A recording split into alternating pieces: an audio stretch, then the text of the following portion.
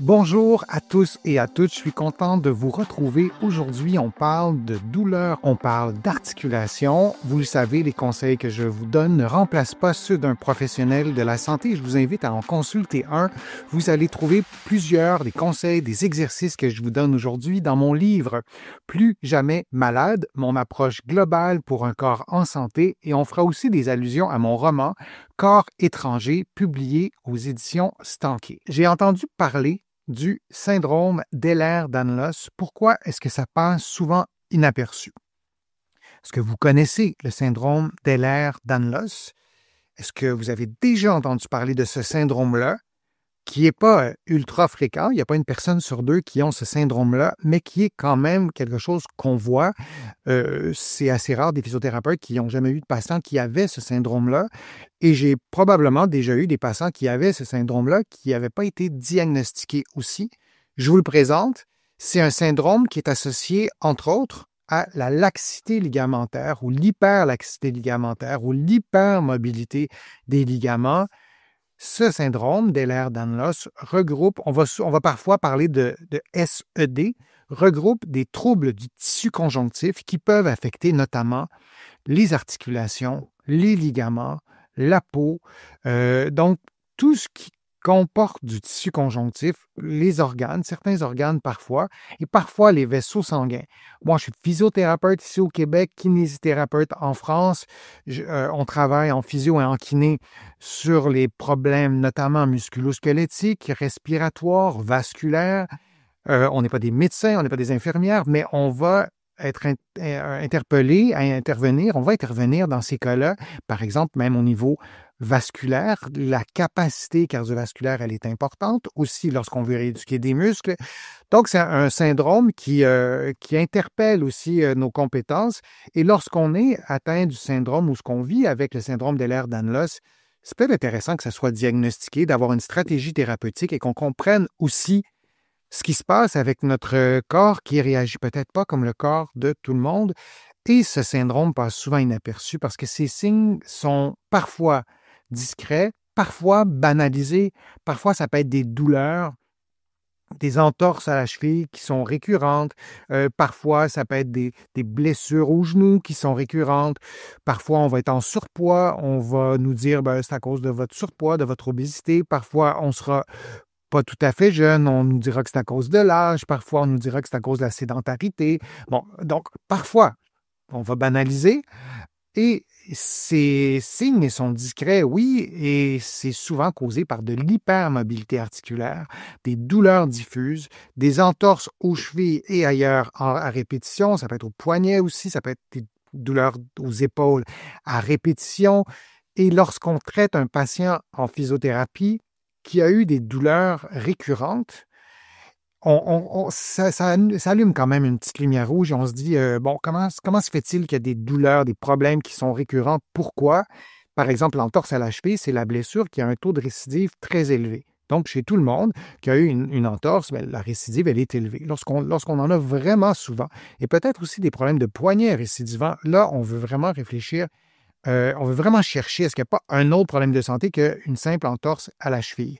Et c'est un extrait du roman, je vous le lis, de mon roman Corps étranger. Son profil rappelle, le profil du personnage de Farouk, rappelle ceux de mes patients en rééducation posturale, parce que ce physiothérapeute-là, qui est le protagoniste, a travaillé beaucoup en rééducation posturale, et ce patient-là, Farouk, qui a une hernie discale, ben, le traitement qui offre à Farouk lui rappelle ses patients en rééducation posturale alors que, ou sauf que, son syndrome d'Ehlers-Danlos, parce que Farouk a le syndrome d'Ehlers-Danlos, complexifie l'analyse. Et c'est ça qui est fascinant et qui est stimulant, en tout cas, qui pour moi est stimulant comme physiothérapeute. On peut avoir des patients devant nous qui ont une hernie discale, qui ont une fracture, qui ont un problème relativement fréquent pour nous en physiothérapie et qui ont aussi un syndrome d'Ehlers-Danlos. C'est peut-être votre cas, c'est peut-être le cas d'un de vos enfants, d'un de vos parents. Et là, la réflexion, elle est différente.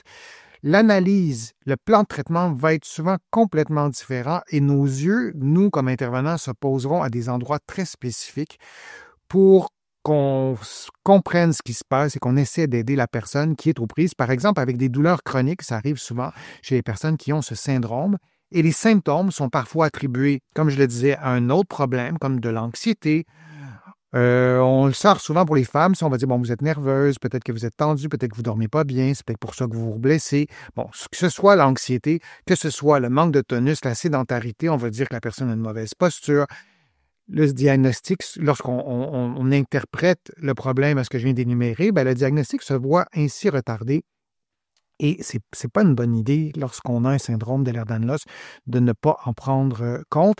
Il y a des types de syndromes où on a d'autres problèmes de santé, disons, d'autres problèmes systémiques, où le diagnostic parfois se pose un peu plus tôt parce qu'on aura d'autres problèmes au niveau des organes, par exemple. Lorsque le problème se limite, entre guillemets, au système musculo-squelettique, c'est là que ça passe parfois un peu plus inaperçu, oui, et une meilleure connaissance du syndrome, plus d'études aussi, là, plus de recherches permettraient de poser un diagnostic plus rapide chez plusieurs de mes patients et qui permettrait d'éviter les errances thérapeutiques. Et mon personnage de Farouk dans mon roman, lui, il a eu son diagnostic relativement rapidement, mais dans ses antécédents médicaux, il se pose la question s'il n'y en a pas d'autres dans sa famille. C'est le protagoniste qui parle. Farouk connaît également ses antécédents, dépression, dissection artérielle, et possiblement lié à un syndrome d'Ehlers-Danlos non diagnostiqué dans sa famille. Alors, de savoir ce qui se passe, et la science maintenant est assez avancée pour pouvoir établir que tel et tel problème de santé, peut-être s'il y en a dans la famille, ça augmente les probabilités qu'il y en ait aussi chez les enfants, par exemple. Donc, on a un regard qui est différent et notre regard va se poser à certains endroits. Quand je vous parle de certains endroits d'un point de vue musculo-squelettique, on a le syndrome d'hypermobilité qui accompagne souvent le syndrome d'Ehlers-Danlos. Le texte est en anglais. Là, je suis désolé, je n'ai pas obtenu l'image, les droits pour l'image, le texte traduit, mais c'est pour quand même vous donner une idée. Et là, je vous invite à faire le test vous-même. Êtes-vous capable, debout, sans plier les genoux, de vous pencher vers l'avant, comme l'illustration complètement à gauche, et de mettre les mains au sol? Donc ça, vous auriez, si je peux dire ça comme ça, 1 point. Êtes-vous capable de placer vos genoux en hyperextension, le numéro 2, donc un 10 degrés d'hyperextension ou plus? Donc non seulement vous allez avoir la jambe droite, mais vous allez avoir la jambe en extension dans l'autre direction. On a un deuxième point, si on comptait les points. Est-ce que vous êtes capable de placer, on est au numéro 3, votre pouce sur votre avant-bras en vous aidant avec l'autre main? Moi, je ne suis pas capable de mettre mon pouce sur l'avant-bras. Je suis quand même assez loin. Vous, est-ce que vous êtes capable? Si oui, on ajouterait aussi 2 points parce on ajouterait 1 point par pouce. Même principe avec le petit doigt à 90 degrés. Donc, est-ce que vous pouvez placer votre petit doigt? Moi, je ne suis vraiment pas très loin du 90 degrés. Donc, êtes-vous capable de faire ça? 1 point ou 2 points? C'est limite parce que ce n'est pas très confortable quand je fais ça. Et le coude, pouvez-vous placer votre coude en hyper-extension plus que 10 degrés? Si oui, on ajoute deux autres points. Je vous résume ça rapidement, mais donc on a une façon de mesurer l'hypermobilité qui est souvent présente dans un cas du syndrome d'Ehlers-Danlos, vraiment très fréquemment présente. Cette hypermobilité, c'est une façon pas de dépister le syndrome d'Ehlers-Danlos, mais d'avoir peut-être une petite lumière qui s'allume et de se dire, moi, j'ai une hypermobilité. Vous n'avez peut-être pas le syndrome d'Ehlers-Danlos, mais si vous avez une hypermobilité et vous avez des blessures qui sont récurrentes, c'est vraiment important de penser à un mot-clé, le mot stabilisateur. Ça fait partie du conseil ou des conseils que je vais vous donner. Si vous avez une inquiétude, si vous constatez qu'il y a vraiment plein d'articulations qui est hypermobile, c'est intéressant de consulter un professionnel, notamment de la réadaptation à votre médecin, pour avoir une évaluation en bonne et due forme et de voir si peut-être que vous avez le syndrome d'Ehlers-Danlos. Il y en a plusieurs. Il y a plusieurs sous-catégories, il y a plusieurs sous-types. Donc, l'idée, ce n'est pas de vous auto-diagnostiquer, mais c'est d'ouvrir la porte à cette réflexion-là.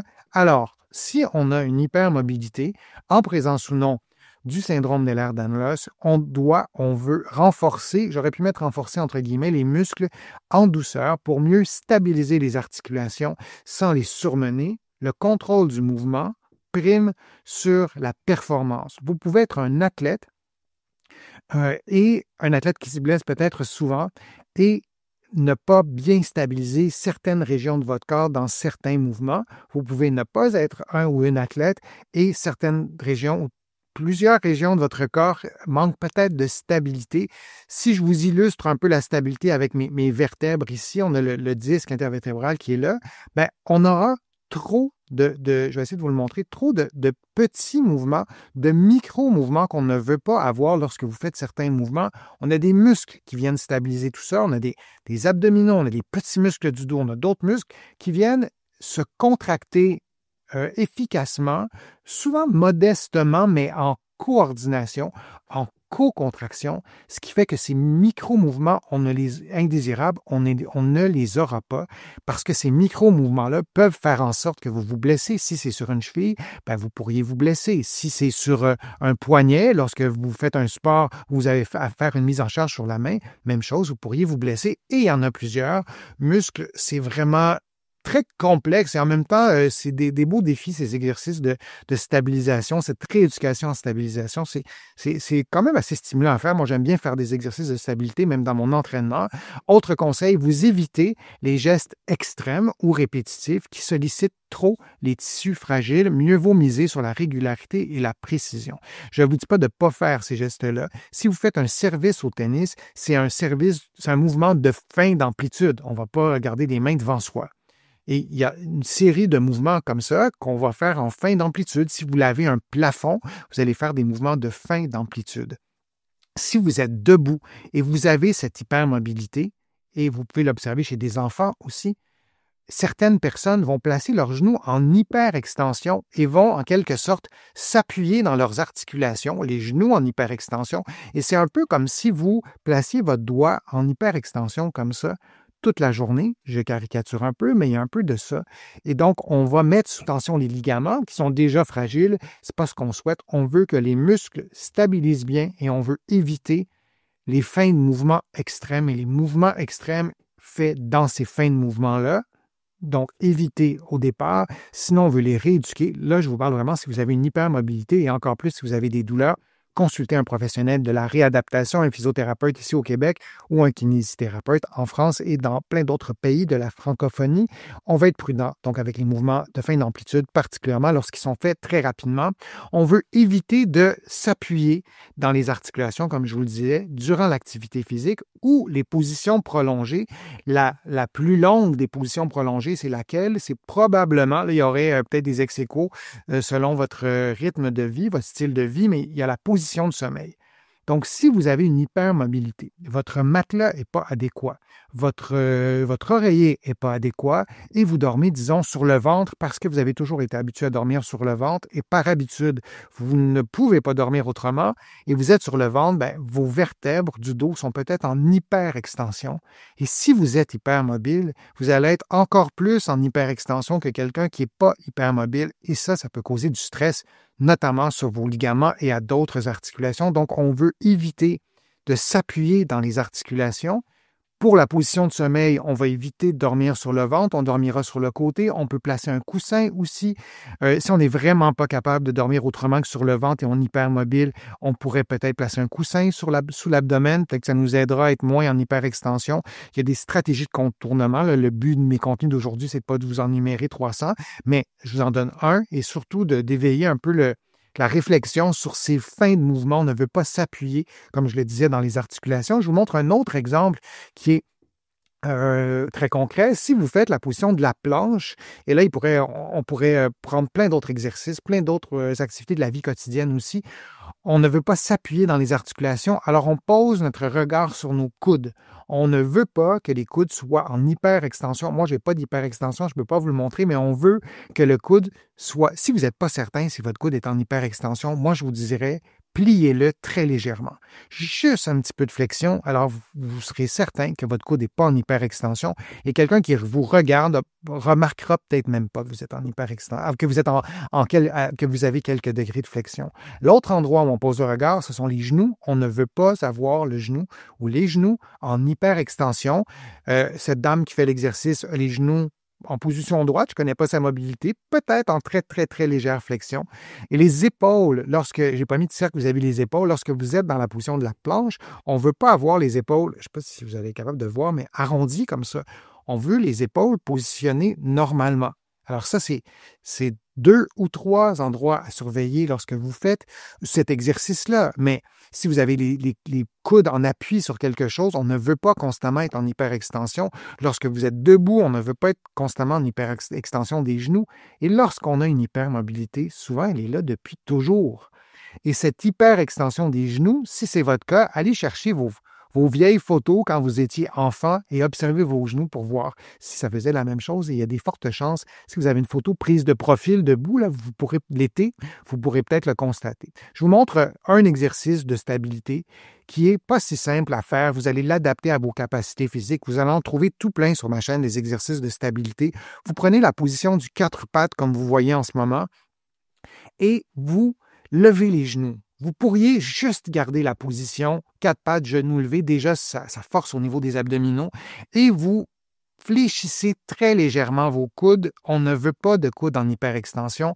Et vous stabilisez bien vos épaules pour pas que vous vous arrondissiez comme ça et pour pas non plus que vous soyez en hyper-extension, pour le dire simplement. Comme ça, on veut une position neutre d'épaule et on veut tenir cette position-là.